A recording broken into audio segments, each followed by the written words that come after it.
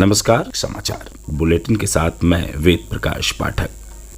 अब समाचार विस्तार से। G20 देशों के 18वें शिखर सम्मेलन में कल नई दिल्ली घोषणा पत्र को स्वीकार कर लिया गया। इसमें समावेशी विकास, जलवायु परिवर्तन के संकट से निपटने के लिए कार्रवाई तेज करने और भविष्य में स्वास्थ्य आपात स्थितियों के दौरान अधिक मात्रा में चिकित्सा आपूर्ति तैयार रखने के उपायों पर जोर दिया गया है। प्रधानमंत्री नरेंद्र मोदी ने एक परिवार विषय पर आधारित सम्मेलन के दूसरे सत्र में यह जानकारी दी। हमारी टीम्स के हार्डवर्क से और आप सभी के सहयोग से नई Delhi G20 leaders summit declaration पर सहमति बनी है। मेरा प्रस्ताव है कि इस लीडर्स डिक्लेरेशन को भी एडॉप्ट किया जाए। मैं इस डिक्लेरेशन को एडॉप्ट करने की घोषणा करता हूं। विदेश मंत्री डॉक्टर एस जयशंकर ने कहा कि घोषणा पत्र में अस्थायी भविष्य के लिए पर्यावरण अनुकूल विकास समझौता शामिल किया गया है।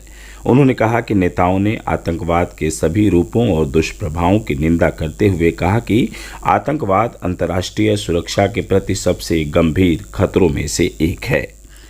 वित्त मंत्री निर्मला सीतारामन ने भारत की G20 अध्यक्षता के अंतर्गत वित्तीय विचार विमर्श के दौरान हासिल उपलब्धियों पर प्रकाश डाला।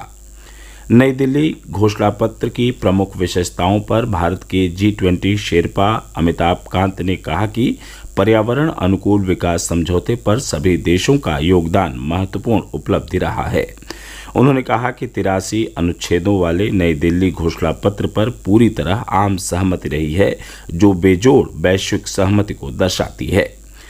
इससे पहले सुबह सम्मेलन में अफ्रीकी संघ को समूह का स्थायी सदस्य बनाया गया। एक पृथ्वी विषय पर आधारित उद्घाटन सत्र में प्रधानमंत्री मोदी ने इसकी घोषणा की। भारत की G20 प्रेसिडेंसी देश के भीतर और देश के बाहर इंक्लूजन का, सबका साथ का प्रतीक बन गई है। सबका साथ की भावना से ही भारत ने प्रस्ताव रखा था कि अफ्रीकन यूनियन को G20 की स्थायी सदस्यता दी जाए। आप सबकी सहमति से मैं अफ्रीकन यूनियन के अध्यक्ष को G20 के स्थायी सदस्य के रूप में अपना स्थान ग्रहण करने के लिए आमंत्रित करता हूं। मुख्यमंत्री योगी आदित्यनाथ ने कल लखनऊ में अपने सरकारी आवास पर एक उच्च स्तरीय बैठक में प्रदेश में संचारी रोगों की स्थिति की समीक्षा की और आवश्यक दिशा निर्देश दिए। उन्होंने कहा कि हर साल अप्रैल, जुलाई और अक्टूबर में संचारी रोगों पर प्रभावी नियंत्रण के लिए अंतर्विभागीय समन्वय के साथ विशेष अभियान चलाया जाता है। श्री योगी ने कहा कि आगामी अक्टूबर माह में इस अभियान का नया चरण शुरू होगा। उन्होंने संचारी रोगों पर नियंत्रण के लिए सरकार के प्रयासों के साथ साथ जन भागीदारी को महत्वपूर्ण बताया। मुख्यमंत्री ने कहा कि प्रदेश के सामने इंसेफेलाइटिस पर नियंत्रण और कोविड प्रबंधन के 2 मॉडल हैं, जो संचारी रोग अभियान में हमारे लिए उपयोगी साबित होंगे।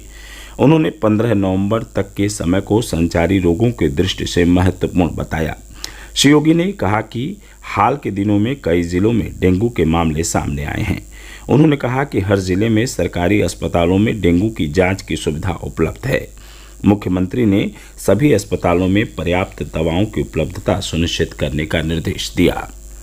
श्री योगी ने पशुओं को होने वाले लंपी रोग से बचाव के उपायों की भी समीक्षा की। उन्होंने अधिकारियों को राज्य में लंपी रोग के फैलाव को रोकने के लिए मिशन मोड में काम करने का निर्देश दिया। मुख्यमंत्री ने कहा कि फिलहाल पशु मेलों के आयोजन स्थगित रखे जाएं और अंतर्राज्यीय पशु परिवहन पर पाबंदी रहे। श्री योगी ने कहा कि लंपी वायरस से बचाव के लिए पशु टीकाकरण का विशेष अभियान चलाया जाए। उन्होंने बेसहारा गोवंश स्थलों और गोवंश सेवा कर रहे परिवारों को गोवंश के भरण पोषण के लिए 50 रुपये प्रति गोवंश रोजाना दिए जाने का निर्देश दिया। इससे पहले गोवंश सेवा के लिए यह राशि 30 रुपये प्रति गोवंश मिल रही थी। प्रदेश में मेरी माटी मेरा देश कार्यक्रम के तहत गांव-गांव से पवित्र मिट्टी को अमृत कलश में एकत्र करने का अभियान जारी है।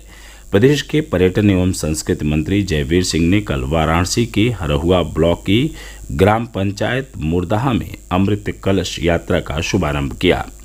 इस अवसर पर पर्यटन मंत्री ने कहा कि मेरी माटी मेरा देश कार्यक्रम वीर जवानों को याद करने और उनके प्रति कृतज्ञता व्यक्त करने का अवसर है। उधर पूर्व केंद्रीय मंत्री मुख्तार अब्बास नकवी रामपुर जिले के पटवाई में मेरी माटी मेरा देश कार्यक्रम के तहत अमृत कलश में पवित्र मिट्टी एकत्र करने के अभियान में शामिल हुए। पूर्व उप मुख्यमंत्री और नवनिर्वाचित राज्यसभा सांसद डॉक्टर दिनेश शर्मा ने कल आगरा में भाजपा के ब्रज क्षेत्र के पार्षदों के 2 दिवसीय प्रशिक्षण शिविर का शुभारंभ किया। प्रशिक्षण शिविर में कुल 7 सत्र होंगे। इस अवसर पर अपने संबोधन में श्री शर्मा ने कहा कि भाजपा के कार्यकर्ता केंद्र और प्रदेश सरकार द्वारा चलाई जा रही गरीब कल्याण की योजनाओं को जन जन तक पहुंचाने में पूर्ण रूप से सक्षम हैं। उन्होंने सरकार की योजनाओं को लोगों तक पहुंचाने का आह्वान किया।